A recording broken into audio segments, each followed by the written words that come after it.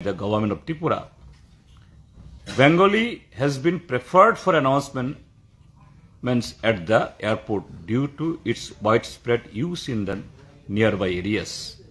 তার আগের প্যারাতে লিখেছেন, I would like to apprise you that in accordance with the extant policy of Airports Authority of India, the announcements are made at airports in 3 languages, one local language, তার সাথে Hindi and English.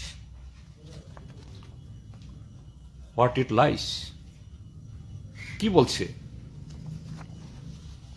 একটা ছোট্ট চিঠি, কিন্তু ভারতীয় জনতা পার্টির এই দেশের যে ক্ষুদ্র জনগোষ্ঠী, আদিবাসী, ইন্ডিজিনাস পিপল, ত্রিপুরা যে ত্রিপুরাসাদের সম্পর্কে বিজেপির দৃষ্টিভঙ্গির এটা হলো অত্যন্ত নিকৃষ্ট এবং জ্বলন্ত উদাহরণ। প্রধানমন্ত্রী তো তখন মোদি ছিলেন, এখনো তিনি প্রধানমন্ত্রী। তখনকার মন্ত্রী তিনি বললেন যে আমি খুশি যে ককবরককে অ্যানাউন্সমেন্টের জন্য অর্ডার দিয়ে, আর এখনকার মন্ত্রী বলছেন এটা নাকি airport authority of India Bharat সরকারের নীতি। তাহলে নীতি একই প্রধানমন্ত্রীর সময়তে নীতি দুই রকম হয়? কোনটা মুখ, কোনটা মুখোশ? এটা ত্রিপুরাজ্যের ককবরক ভাষী অংশের মানুষ এবং ত্রিপুরাজ্যের মানুষের প্রতি একটা চরম অপমান করা, আমাদের ভাষা সংস্কৃতিকে অত্যন্ত যে নিন্দনীয়ভাবে এটাকে ছোট করে দেখানো, যে ভারতীয় জনতা পার্টি যে আরএসএস তারা হিন্দু, হিন্দি, হিন্দুস্থান, ভারতবর্ষের যে বৈচিত্র্য, বহুত্ববাদ, এটাকে যে অস্বীকার করে।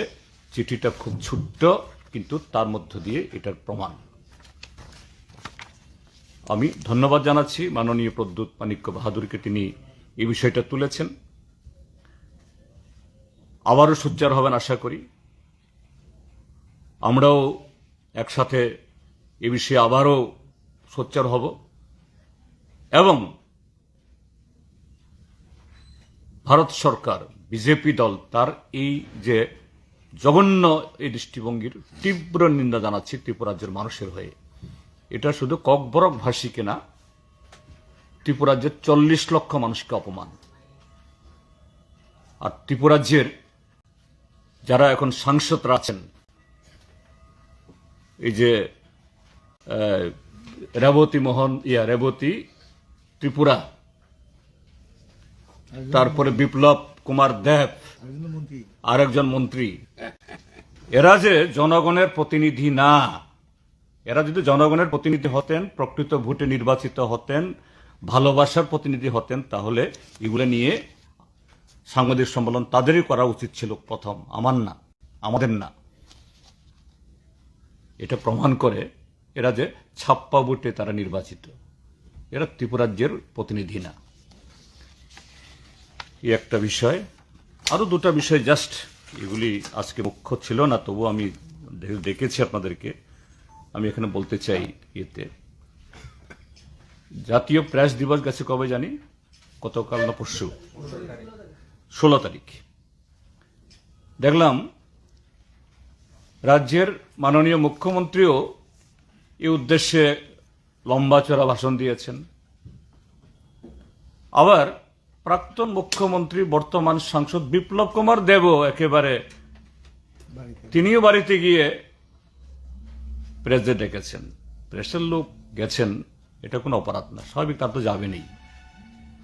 মুখ্যমন্ত্রী ডেকেছেন, প্রাক্তন মুখ্যমন্ত্রী এবং সাংসদ ডেকেছেন। তো আমরা আশা করেছিলাম গত এই 56-57 মাস ধরে যে শ্বাসরুদ্ধকর অবস্থা, সাধারণ নাগরিকদের, শিক্ষক, কর্মচারী, সমস্ত অংশের মানুষের, বিরোধী দলের লোকদের এবং যে সংবিধানে যাদেরকে বলা হয় যে গণতন্ত্রের চতুর্থ স্তম্ভ, ফোর্থ পিলার অব ডেমোক্রেসি, যাদেরকে বলা হয় ওয়ার্ল্ড ওয়াইড, আমরা যারা বিভিন্ন দল থেকে নির্বাচিত হই, কেউ সিপিআইএম এর, কেউ বিজেপির, কেউ কংগ্রেসের, কেউ অন্য কোনো দলের, কিন্তু প্রেস মিডিয়াকে বলা হয় they are the unelected representative of the people. তাদের কোনো দল বা গোষ্ঠী নির্বাচন করে না,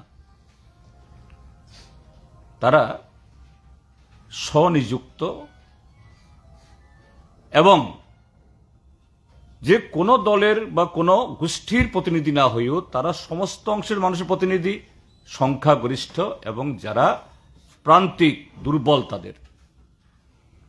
ত্রিপুরা যে এই বিগত 56-57 মাসে অন্তত কয়েক ডজন সাংবাদিক, সংবাদ সংগ্রাহক, ফটোগ্রাফার তারা লাঞ্ছিত হয়েছে, রক্তাক্ত হয়েছে, জোর করে চ্যানেল বন্ধ করে দেওয়া হয়েছে, এখনো অনেক চ্যানেল বন্ধ।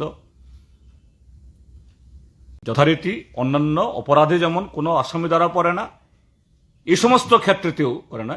এগুলা নিয়ে বর্তমান মুখ্যমন্ত্রী, যিনি সাংঘাতিক বাইরে একটা মানে কি বলে চেহারা, ভদ্রলোকের চেহারা তিনি করেন, মানে ডেমনস্ট্রেট করেন, একটু ইনডাইরেক্টলি হলেও, সরাসরি তো খুব প্রকাশ করা মুশকিল, ইনডাইরেক্টলি হলেও বলবেন যে না, অতীত যা হয়েছে হয়েছে, সামনের দিকে তাকিয়ে চলতে চাই, পেছনটা ভুলে যান, খারাপ ভুলে যান, ভালোটা আসুন। উল্টু বললেন ত্রিপুরা রাজ্যের মধ্যে নাকি যে সাংঘাতিক গণতন্ত্রের বাতাবরণ, প্রেসের স্বাধীনতা, অথচ প্রতিদিন সংবাদ সংগ্রাহকরা আক্রান্ত হচ্ছে। কোনো কোনো পত্রিকা ইভেন হকিং করতে দিচ্ছে না, গাড়িতে মানে তুলছে না, এবং বিজ্ঞাপনের ক্ষেত্রেতেও আটার ডিসক্রিমিনেশন। এত সমস্ত অন্যায়, বইফোর কিছু পত্রিকা, নিউজ চ্যানেল, এদেরকে লক্ষ লক্ষ টাকা পাইয়ে দিচ্ছে। আমি এটাও বলে দিচ্ছি, এগুলি সবগুলো ধরা হবে। যারা এই সমস্ত ক্ষেত্রেতে যারা কলম নাড়ছে, কেউ রক্ষা পাবে না, মাথার উপরে সেই ইয়ারা থাকবে না কেউ। তৃতীয় বিষয়টা বলছি আমি, 323 নিয়ে তো অনেক কথা হয়েছে, আমি সব কথা বলতে চাই না, এরাও ময়দানে আছেন। কিন্তু একটা বিষয় বলার একটা সময় এসছে, আমি কদিন আগে ফেসবুক লাইভে বলেছিলাম, আপনারা সবাই জানেন যে 2018 ইংরেজিতে 2019-এর লোকসভা নির্বাচনের আগে নরেন্দ্র মোদীর সরকার ভারতীয় জনতা পার্টির ভোট বৈতরণী পার করাকে সুগম করার জন্য 10% জেনারেল ক্যাটাগরির ক্যান্ডিডেটের জন্য চাকরি, মেডিকেল, ইঞ্জিনিয়ারিং, ম্যানেজমেন্ট, এসব ক্ষেত্রেতে সংরক্ষণের বিল এনেছেন খুব রাতারাতি। আমি তখন সাংসদ ছিলাম, প্রতিনিধি ছিলাম, আমরা বলেছি আমরা সংরক্ষণের বিরোধিতা করছি না, কিন্তু এটা যে ইকোনমিক ক্রাইটেরিয়া রাখা হয়েছে, ক্রাইটেরিয়া কি? 8 লক্ষ টাকা বাৎসরিক আয়, মিউনিসিপাল এরিয়াতে 1000 স্কয়ার ফিট মানে ফ্ল্যাটের মালিক, অর্থাৎ আগরতলা শহরে 1000 স্কয়ার ফিট মানে প্রায় 2 BHK, প্রায় 70 লাখ টাকা দাম। ফ্ল্যাট কালচার আগরতলাতে হয়েছে। তৃতীয় হলো 5 একর অব্দি কৃষি জমি, 5 একর মানে 12.5 কানি কৃষি জমি। চতুর্থ হলো মিউনিসিপাল এরিয়াতে 100 বর্গ গজ হাউজিং প্লট। এর মানে তো কোটিপতি। ইকোনমিক ওয়ার্কার সেকশন যে নরেন্দ্র মোদী যে ব্যবস্থা করেছে, এতে তারাও সে আওতে আসবেন। এইভাবে হলো স্বাভাবিক। এটা নিয়ে রিট পিটিশন হলো সুপ্রিম কোর্টে, আরো বহু কোর্টে। আমি কথাটা উল্লেখ করছি কারণে ত্রিপুরার যে 10,323-এর চাকরি মাননীয় উচ্চ আদালত, পরবর্তী সময়তে শীর্ষ আদালত তাদের চাকরির রিক্রুটমেন্টকে খারিজ করেছে। কারণ কি? কারণ অন্য কিছু না, অন্য কোনো প্রক্রিয়াতে বিন্দুমাত্র কোনো ধরনের অনিয়ম হয়েছে গুণাক্ষরেও এগুলি কেউ বলেনি, কিন্তু বলেছে বামপন্থী ফ্রন্ট সরকার যে রিক্রুটমেন্ট রুলস করেছে, যা 80-র দশক থেকে বলবৎ ছিল। আজকে ত্রিপুরাজ্যের মহাকারণ থেকে শুরু করে পঞ্চায়েত অবধি, কলেজ থেকে শুরু করে বালোয়ারি অবধি প্রায় 1.25 লক্ষ কর্মচারী এখনো আছে, তারা ওই রিক্রুটমেন্টের রুলসেই সবাই নিয়োজিত। হ্যাঁ, ওই না, নিডি একটা ক্যাটাগরি আছে। কাজে এটা থাকাতে এই রিক্রুটমেন্ট রুলস সংবিধানের যে স্পিরিট এই মোতাবেক না, কাজে এই চাকরি থাকতে পারে না বলে 2010 ইংরাজি এবং 12তে না, পোস্ট গ্রাজুয়েটটা এরা খারিজে 10,323 তার বলি হলেন। যাই হোক, শীর্ষ আদালত দিয়েছে, সবারই শিরোধার্য দুর্ভাগ্যজনক রায় হয়েছে, এবং এতে বলি হয়ে এখন অবধি প্রায় 150 10,323-এর শিক্ষক শিক্ষিকার মানে যারা ছিলেন অকালে প্রয়াণ হয়েছে। আরো অনেকের অবস্থা সাংঘাতিক করুন। তো এখন এই ইডব্লিউএস এর কেসে রিট পিটিশনে কদিন আগে রায় বেরিয়েছে সুপ্রিম কোর্ট থেকে, এবং 5 জনের সাংবিধানিক বেঞ্চ। যেহেতু সংবিধানে ইকোনমিক ক্রাইটেরিয়া থাকতে পারে না বলে ত্রিপুরারটা হয়েছে, কাজেই সাংবিধানিক বেঞ্চ, ত্রিপুরারটা যদি সাংবিধানিক বেঞ্চে যায়নি, ওটা হয়েছে 5 জনের বেঞ্চ। 3 জন পক্ষে রায় দিয়েছে, 2 জন বিপক্ষে রায় দিয়েছে। সংখ্যাগরিষ্ঠতার বিচারে এই ইডব্লিউএস টিকে গেছে। তো আমি বলছি, সেদিনও বলেছিলাম, আজকে বলছি আপনাদের মাধ্যমে, ত্রিপুরাজ্যের বর্তমান সরকার, আপনারা সবাই জানেন, ত্রিপুরা রাজ্যবাসী সবাই জানেন, গত 2018-তে 10,323 নিয়ে কি বলেছিল। অন্য একটা রাজ্যের একজন মন্ত্রী, এখন তিনি মুখ্যমন্ত্রী পদে আছেন, তিনি কি বলেছিলেন, आप लोग रिकॉर्ड करके रखिए, घुमा घुमा के चलाना, घुमा घुमा के चलाना। আর এখনকার যিনি মুখ্যমন্ত্রী তিনি বলছেন আমরা চাকরি দিছিও না, আমরা খাইছিও না, আমরা এটা নিয়ে কিছু করতামও না। ডাক্তার মানিক বাবু, ডাক্তার মানিক সাহা নাকি কথা বলছেন, আমি জানি না, আমি শুনিনি, কিন্তু 10,323-এর প্রতিনিধিরা বলছেন। আবার তাদের মিশন ডকুমেন্টে বলছে 10,323-এর জন্য তারা মানবিকভাবে সংবিধান মোতাবেক প্রয়োজনে পার্লামেন্টে যাতে সুপ্রিম কোর্ট খারিজ না করতে পারে, আবার আইন সংশোধন করে 10,300 দেশকে বাঁচাবেন। আমি এখন তাদেরকে বলছি আপনাদের মাধ্যমে, ইডব্লিউএস এর এই রায় হওয়ার পর এই সুযোগটা তো এসছে, যদি ভারতীয় জনতা পার্টি সরকারের বা দলের বিন্দুমাত্র যদি এই 10,323 তারা আমাদের এই সন্তান সন্ততি, আমাদের ভাই বোন, তাদের প্রতি যদি বিন্দুমাত্র যদি সহানুভূতি থাকে, কাল বিলম্ব না করে আগামীকালেই ত্রিপুরাজ্যের অ্যাডভোকেট জেনারেলকে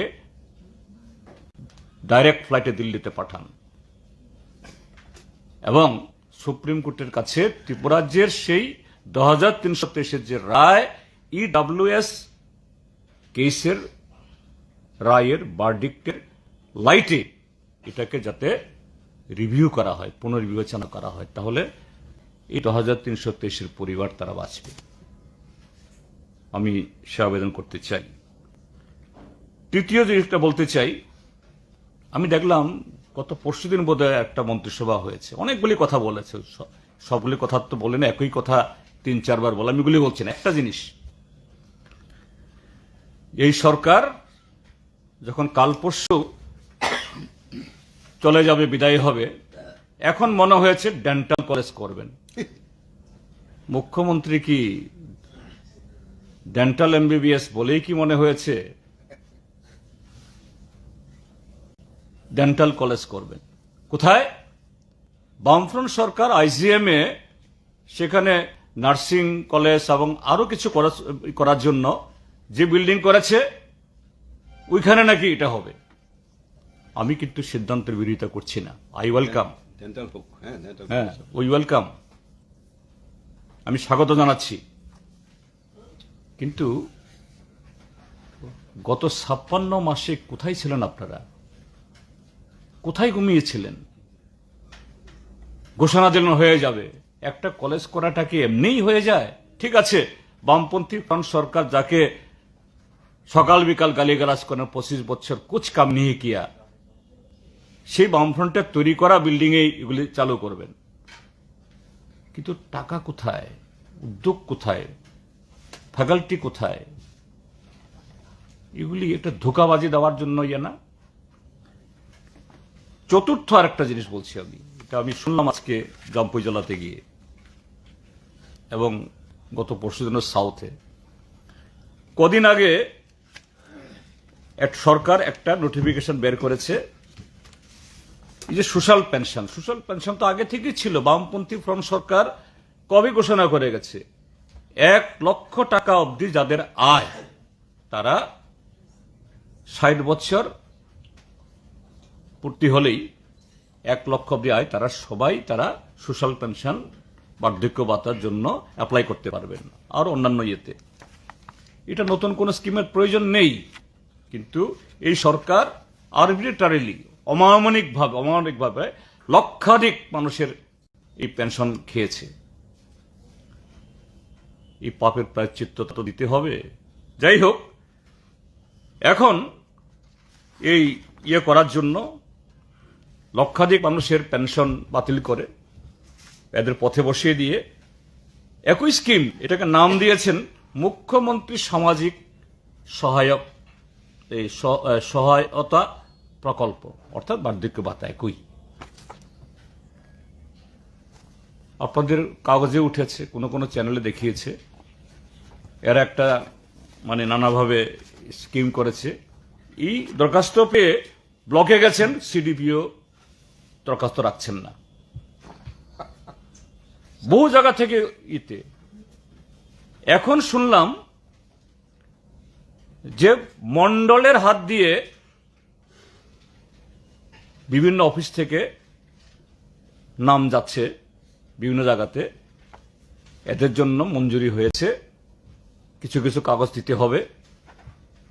তো সরকারি কোনো প্রকল্পে যদি কোনো সুবিধা দেওয়া হয়, এটা তো সরকারি ফর্মে অফিসে জমা দেবে। পাবলিক অফিসে গিয়ে জমা দেওয়ার সুযোগ পেল না, আর মন্ডলের তালিকা নিয়ে অফিস থেকে যাচ্ছে এগুলোতে। এটা তো গুরুতর অন্যায়, ঘোটালা এবং সম্পূর্ণভাবে সরকারি অর্থ নয়ছয় করার এটা। হ্যাঁ, আপনারা নতুন পেনশন স্কিম দিন, নতুন মানুষকে দিন, আমরা চাই মানুষ পাক, যে দলেরই হোক। কিন্তু এখানে ট্রান্সপারেন্সি কোথায়? কোথায় তার সেই পদ্ধতি প্রক্রিয়া? কাজী আমি এই কথাটা বলছি কারণে, যে সমস্ত ব্লক থেকে, যে সমস্ত সিডিপিওরা, যে সমস্ত মিউনিসিপ্যাল কাউন্সিলে এক্সিকিউটিভ অফিসাররা এই সমস্ত মন্ডলের অন্যায় নির্দেশে এই সমস্ত কাজ করছেন, আমি তাদেরকে বলছি বি কেয়ারফুল। তাদেরকে বলছি,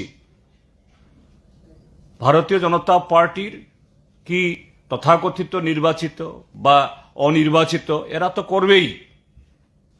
আমি বলছি বিডিওদের, municipal executive officer, be careful. এসব যদি হয়, হাত করা কিন্তু আপনাদেরই পড়বে।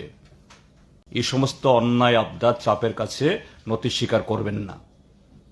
হ্যাঁ, সরকার দিতে চায়, দলের লোক, তাদের দলের লোক পাক, তারা যদি সেই তাদের ক্রাইটেরিয়া ফুলফিল করে 100 বার পাক, আমাদের কোনো আপত্তি থাকবে না।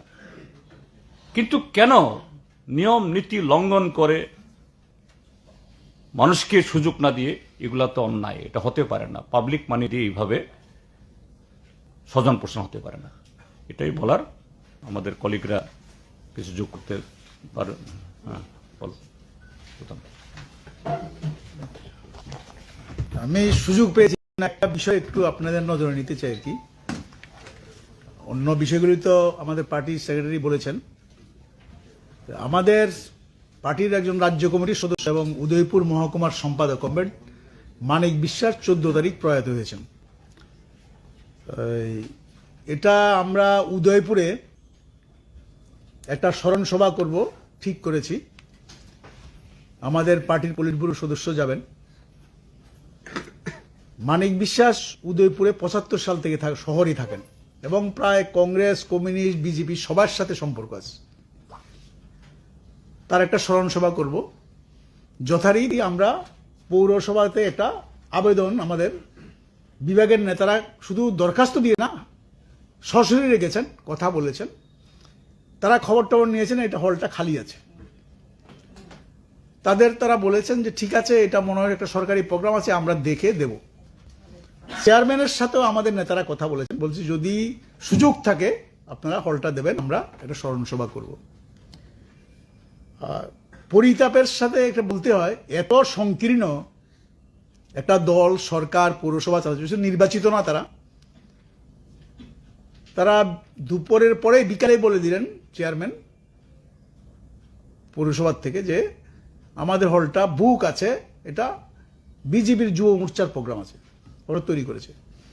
তা আজকে আমার প্রোগ্রাম আমরা ক্যান্সেল করেছি। আমরা উদয়পুর পার্টি অফিসে 3টা হল আছে, প্রায় 250 করে লোক ধরে। এখন তো আধুনিক যুগ, একটা হল করলে 3টাতে ব্যবস্থা করা যায়। 3টাতে আমরা ব্যবস্থা করেছি, বাইরেও ব্যবস্থা করেছি। প্রায় 700-এর মতো আমরা প্রোগ্রাম করেছি। দেখলাম আমরা আমি 2:15 পর্যন্ত উদয়পুরে ছিলাম। উদয়পুর টাউন হলের দরজা বন্ধই আছে, কোনো প্রোগ্রাম নেই পৌরসভার থেকে। এটা আমি বলবো যে আমাদের পার্টি সেক্রেটারি কিছু বিষয় বললেন, এরা বিচ্ছিন্ন কিছু না, এরা একেবারে পেশিবাদী কায়দায় যেরকম চলার কথা সেভাবে চলাচ্ছে। অর্থাৎ তারা দলেই থাকবে, অন্য কেউ কিছু করতে পারবে না। গণতান্ত্রিক কোনো রীতিনীতি নাই। একেবারে সংকীর্ণ একটা দৃষ্টিভঙ্গির পরিচয় দিয়েছেন। এটা আমরা তো নিশ্চয়ই তীব্র নিন্দা জানাবো। এটা কোনো অবস্থাতেই পৌরসভার উচিত হয়নি এবং তাদের কাছে আমি বলবো যে আমরা যেই দল করি, এই দলের নেতৃত্বে সরকার ছিল এই রাজ্যে, দীর্ঘদিন সরকার ছিল। এরকম কোনো বিষয়ে অন্তত আমি উদয়পুরের কথাই বলি, উদয়পুরে আমি বেশি ছিলাম। টাউন হল থেকে আরম্ভ করে সরকারি প্রতিষ্ঠান, এমনকি স্কুল, যে সময় চেয়েছে যদি আমাদের কোনো কর্মসূচি থাকতো আমরা সেগুলি অ্যাডজাস্ট করে বলতাম না তারা বিরোধী, তাদের নেই, তাদেরকে করতে দাও,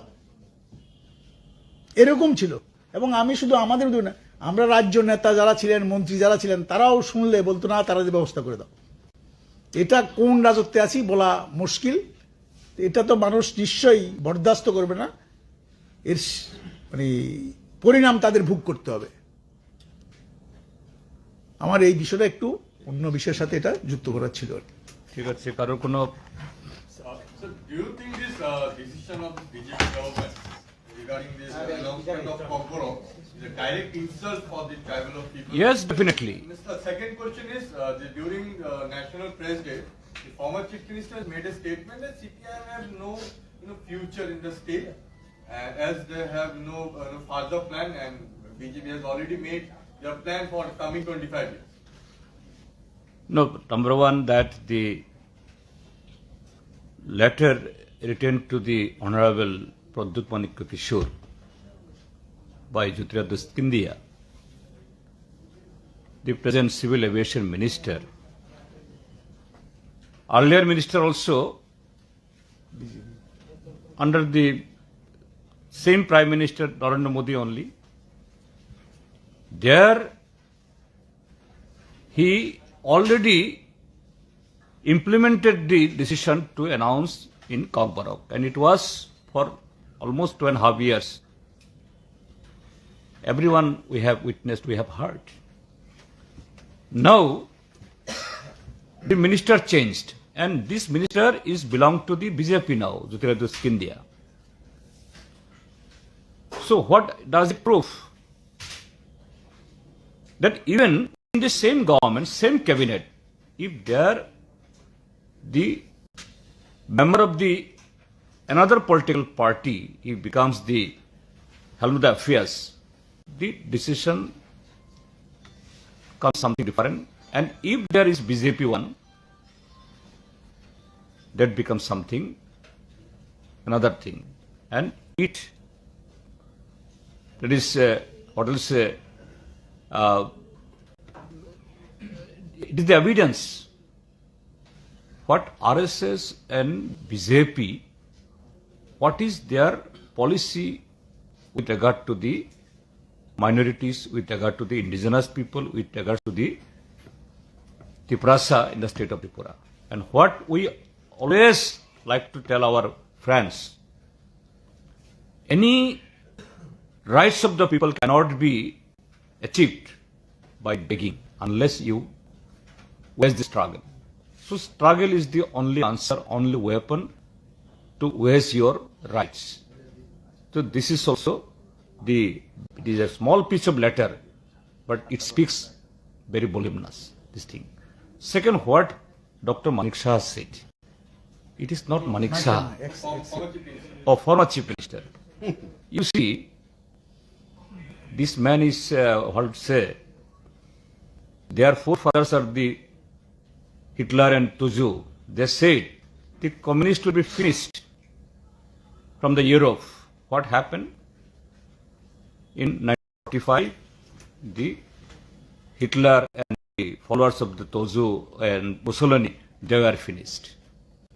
So what they are saying, 25 years, 30 years, it is just, he's echoing their forefathers.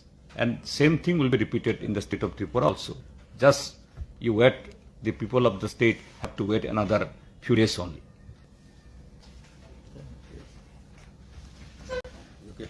Thank you.